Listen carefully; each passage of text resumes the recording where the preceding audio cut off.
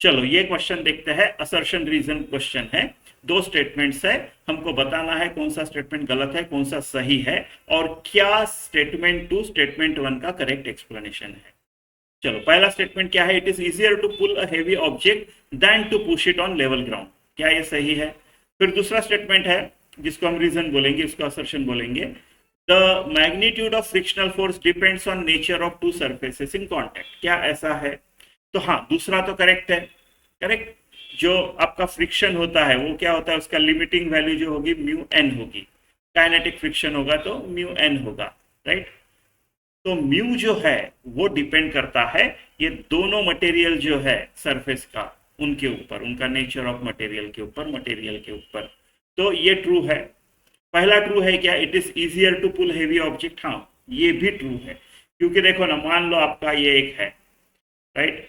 अगर आप पुल कर रहे हो, राइट, पुल कर रहे हो मतलब आप ऐसा कर रहे हो, पुल कर रहे हो तो, राइट, इसका मतलब आपने अगर फोर्स लगाया, इसके दो कंपोनेंट बनेंगे, राइट, दो कंपोनेंट बनेंगे।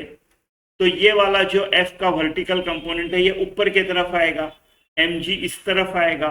तो नेट कितने से दबा रहा हूं मैं, ये जो एक्शन फोर्स है, एक्शन फोर्स है वो कम आएगा एम जी से, एम जी माइनस ये वर्टिकल फोर्स कंपोनेंट फोर्स का वो आएगा।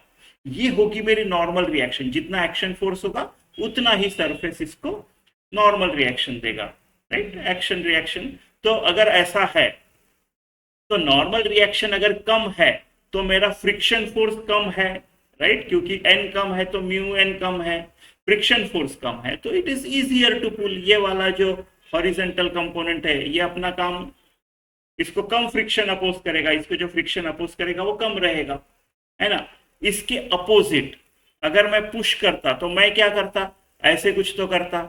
इस बार मेरे दो कंपोनेंट बनते हैं, एक एफ वी इस तरफ बनता है और एम जी इस तरफ बनता है, यानी इस बार जो मैं प्रेस कर रहा हूं वो f v plus m g से कर रहा हूं।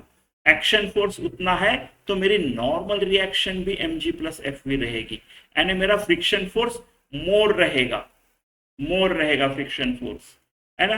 यानी फ्रिक्शन फोर्स मोर अगर है तो मुझे उसको पुश करने में ये वाले कंपोनेंट को फ्रिक्शन ज्यादा अपोज करेगा, right, friction will be more, f horizontal, okay, तो एफ हॉरिजॉन्टल ज्यादा लगाना पड़ेगा, it will be easier to pull. तो ये भी स्टेटमेंट करेक्ट है, ये भी करेक्ट है। लेकिन क्या सेकंड स्टेटमेंट फर्स्ट स्टेटमेंट का करेक्ट एक्सप्लेनेशन है?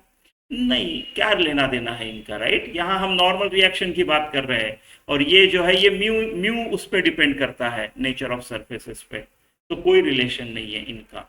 सो B, both are true but statement two is not correct explanation.